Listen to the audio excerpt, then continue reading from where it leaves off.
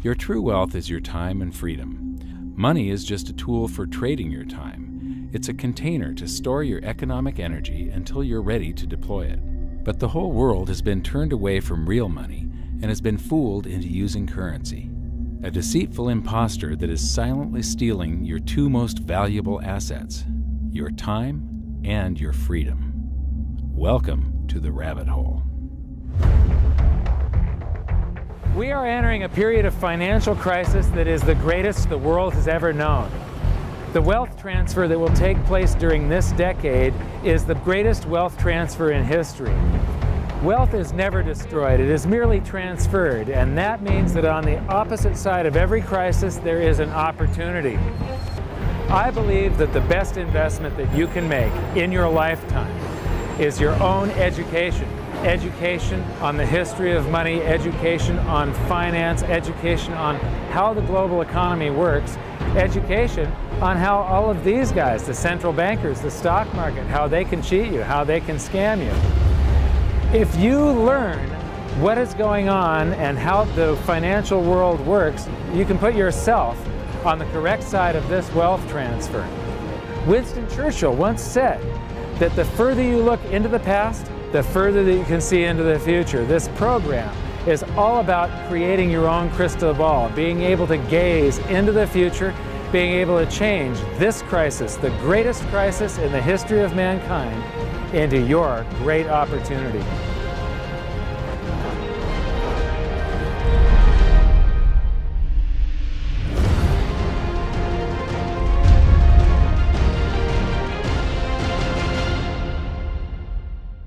The hidden secrets of money, some of them are hidden in plain sight. They're like right in front of you.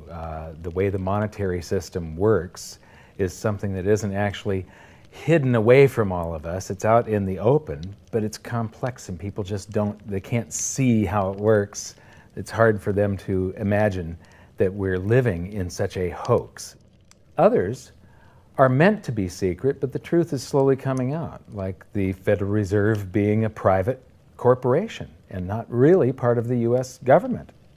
But when I started studying this, what I found was that there was no place that I could point people to where they could get it all in one spot. And so I basically decided to write my book about it and consolidate monetary history, economics, the markets, fundamentals of gold and silver. There's a lot of smoke and mirrors in economics, and I've sort of made it my job to lift the fog for people.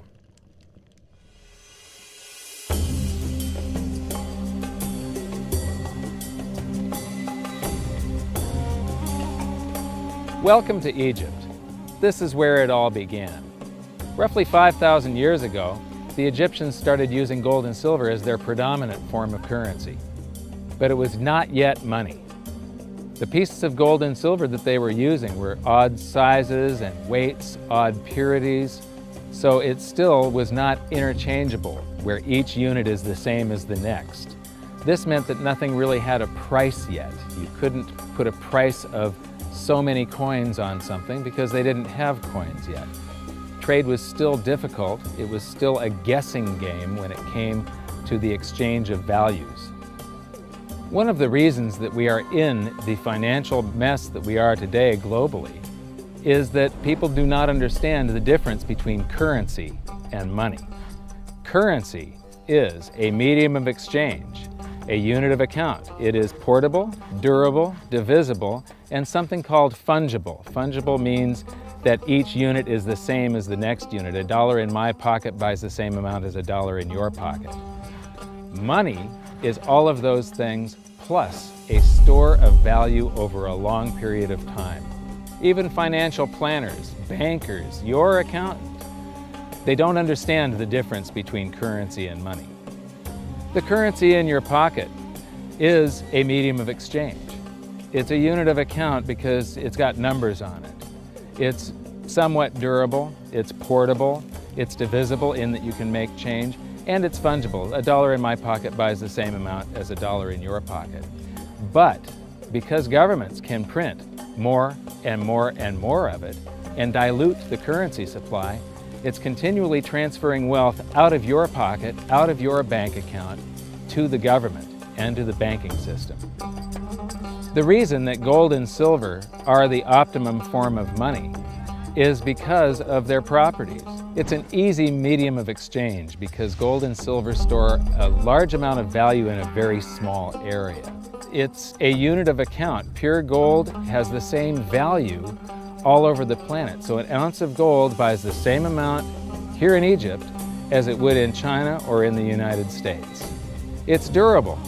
The same gold that Egyptians were using in trade 5,000 years ago is still here with us today. It does not corrode.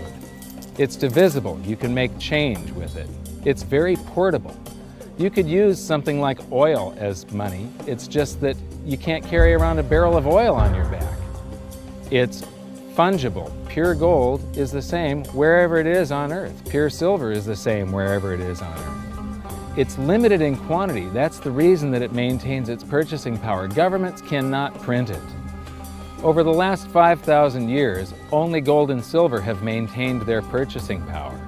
There have been thousands upon thousands of fiat currencies, currencies that are unbacked by gold or silver, and they have all gone to zero. It's a 100% failure rate.